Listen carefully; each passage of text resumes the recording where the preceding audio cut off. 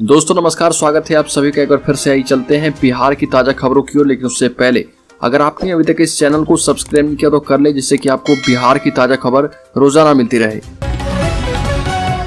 पहली और बड़ी खबर, मुजफ्फरपुर के कुढ़नी से आरजेडी के विधायक अनिल सैनी की सदस्यता समाप्त कर दी गई है। बिहार विधानसभा सचिवालय ने इस संबंध में नोटिफिकेशन जारी कर दिया है। नोटिफिकेशन के मुताबिक 3 सितंबर 2022 से इनकी सदस्यता समाप्त कर दी गई है। अवकाश एवं यात्रा भत्ता घोटाले में इन्हें 3 साल की सजा होने के बाद इनके ऊपर यह कार्रवाई की गई। दिल्ली में सीबीआई के special court Rouse Avenue court ने पिछले महीने ही इस मामले में दोषी पाए जाने के बाद इसे 3 साल की सजा सुनाई थी। इसके बाद अब विधानसभा में आरजेडी के सदस्यों की संख्या 79 से घटकर 78 हो गई है। इससे पहले मोकामा विधायक अनंत सिंह को भी सजा होने के कारण उनकी सदस्यता समाप्त कर दी गई थी। अगली खबर, बिहार के भागलपुर से करवा चौथ पर एक अनूठा मामला सामने आया। यहाँ पर पति ने पत्नी की प्रेमी के साथ शादी करवा दी। दरअसल करवा चौथ से पहले पत्नी ने पति से कहा कि मैं किसी और से प्यार करती हूँ और उसके साथ ही रहना चाहती हूँ। उसके बाद पति ने गांव के सरपंच और मुखिया को बुलाया और गांव वालों के सामने पत्नी की उसके प्रेमी से शादी करा दी। महिला को उसके पति से 4 बच्चे भी हैं। विदाई के समय पति ने पत्नी से कहा कि तुम जाओ और खुश रहना, मैं 4 बच्चों को पाल लूंगा। अगली खबर, करीबी बिल्डर पर आईटी की रेड से भड़क गए ललन सिंह। बिहार के 2 बड़े बिल्डरों के घर इनकम टैक्स का छापा पड़ा। यहाँ छापेमारी लगातार जारी है। राजनीति पर रसूख रखने वाले दोनों बिल्डर सत्तारूढ़ दल के साथ साथ और भी कई बड़े नेताओं के साथ करीबी हैं। गोविंदा कंस्ट्रक्शन के मालिक और होटल व्यवसाय से जुड़े सत्यानंद शर्मा उर्फ गब्बू सिंह जेडीयू के राष्ट्रीय अध्यक्ष ललन सिंह के काफी करीबी माने जाते हैं। उनकी 31 ठिकानों पर इनकम टैक्स की छापेमारी की जा रही है। अगली खबर, उपचुनाव के बहाने चिराग की एनडीए में होगी एंट्री। मोकामा गोपालगंज में अहम भूमिका निभा सकते हैं चिराग पासवान। दोनों जगहों पर निर्णायक भूमिका में दलित वोटर्स हैं। चिराग पासवान बिहार उपचुनाव के बहाने ही एनडीए में एंट्री ले सकते हैं। भाजपा और चिराग पासवान के बीच सब कुछ तय है। चिराग पासवान की पार्टी लोक जनशक्ति पार्टी ने गोपालगंज और मोकामा उपचुनाव में प्रत्याशी नहीं उतारने का फैसला किया है। पार्टी के प्रदेश अध्यक्ष राजू तिवारी ने बताया कि 2 दिनों के भीतर बड़ा फैसला होने वाला है। इसके बाद सब कुछ स्पष्ट हो जाएगा। चिराग पासवान भाजपा के अनुमान बनने वाले हैं और उन्होंने कहा कि बहुत जल्द सभी सवालों के जवाब मिल जाएंगे। पॉलिटिकल एक्सपर्ट की माने तो अगर चिराग दोनों जगह बीजेपी प्रत्याशियों के पक्ष में प्रचार कर देते हैं तो जीत हार का समीकरण बदल सकता है। अगली खबर, बिहार के बाहुबली नेताओं में शुमार अनंत सिंह के परंपरागत निर्वाचन क्षेत्र मोकामा में इस बार लड़ाई उतनी आसान नहीं है। अनंत सिंह की विधानसभा सदस्यता रद्द होने के बाद इस सीट से उनकी पत्नी नीलम देवी राष्ट्रीय जनता दल के टिकट पर चुनाव लड़ रही है। उनका सामना इलाके के एक और बाहुबली ललन सिंह की पत्नी सोनम देवी की पत्नी से है। इस बार की लड़ाई इलाके के तीसरे बाहुबली सूरजभान सिंह की वजह से दिलचस्प होने की उम्मीद है। दरअसल सोनम देवी पहले भी अनंत सिंह का सीधा सामना कर चुकी है। 2010 के विधानसभा चुनाव में सोनम देवी सीधे अनंत सिंह के मुकाबले में खड़ी थी। इस चुनाव में जदयू के उम्मीदवार अनंत सिंह को 51,560 जबकि लोजपा के उम्मीदवार सोनम देवी को 42,610 मत मिले थे। सोनम देवी की पत्नी ललन सिंह भी अनंत सिंह का सामना इस सीट पर कर चुके हैं और सूरजभान सिंह का बहुत बड़ा साथ है। अगली खबर, बिहार में एक और बाघ ने गांव की ओर किया रुख, 4 बकरियों को मार डाला। वाल्मीकि व्याघ्र परियोजना के मंगुराहा वन प्रक्षेत्र के जंगल से निकलकर रिहायशी इलाके में चहलकदमी कर रहा बाघ और शाम में 4 बकरियों को मार डाला। एक बकरी को घसीटते हुए जंगल में लेकर चला गया। घटना गौनाहा प्रखंड के परसौनी गांव के समीप सरे की है। पश्चिम चंपारण में बताया जाता है कि गांव के कुछ एक लोग बकरी चराने के लिए सरे में गए थे। शाम में चरवाहा बकरी लेकर गांव लौट रहा था। इसी दौरान गन्ने के खेत से बाघ निकला और बकरियों पर हमला कर दिया। बाघ को देखकर डर के मारे चरवाहा भागे और फिर बाघ एक बकरी को ले गया। अगली खबर, बिहार में कैमूर, नालंदा, नवादा, रोहतास सहित 11 जिले में स्थित 72 पंचायतों में भूमि जलस्तर 50 फीट या उससे नीचे आ चुका है। हर वर्ष गर्मी और ठंड के दौरान इन जगहों पर रहने वाले लगभग 7 लाख लोगों को पेयजल की समस्या हो रही है। कई जगहों पर तालाब, नहर सूख गए और चापाकल से भी पानी नहीं आता है। ऐसे में लोक स्वास्थ्य अभियंत्रण विभाग की ओर से इन जगहों पर भूजल स्तर को सही करने के लिए जल सुरक्षा योजना चलाई जाएगा, जहां पर जून से मध्य अक्टूबर तक मानसून के दौरान पानी को एकत्रित करके उसे फिल्टर किया जाएगा और उसे जमीन के नीचे भेजा जाएगा। इस दौरान समय समय पर पानी की क्वालिटी की भी जांच की जाएगी और इससे दूषित पानी पर रोक लगाया जाएगा।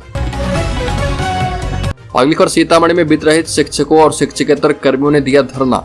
मुन्नीलाल कर्पूरी महाविद्यालय मधुबन भूतही के गृह विज्ञान के विभागाध्यक्ष प्रोफेसर बेबी नर्मदा एवं उर्दू विभागाध्यक्ष प्रोफेसर गौहर सिद्दीकी ने बिहार सरकार से यथाशीघ्र वित्त रहित महाविद्यालय के लिए अनुदान की मांग की है। ये भी कहा कि पिछले 9 साल से वित्त रहित शिक्षक एवं शिक्षकेतर कर्मियों को अनुदान की राशि कहीं कहीं भुगतान नहीं हो पाया। इस कारण सभी कर्मी भुखमरी की स्थिति में हैं। सभी तरह के संसाधन होने के बावजूद भी सरकार के द्वारा सार्थक पहल नहीं किया जाना सौतेलापन का परिचायक है। जांच की प्रक्रिया समाप्ति के बावजूद अनावश्यक तौर पर कागजी प्रक्रिया में उलझाकर अनुदान की राशि को उपलब्ध नहीं कराना बेहद निंदनीय काम है।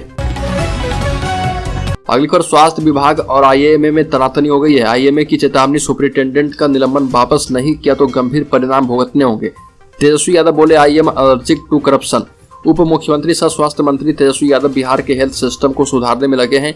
राज्य में स्वास्थ्य सेवा का हाल जानने के लिए वो सबसे बड़े सरकारी अस्पताल पीएमसीएच सहित एनएमसीएच एवं अन्य कई अस्पतालों का औचक निरीक्षण कर चुके हैं।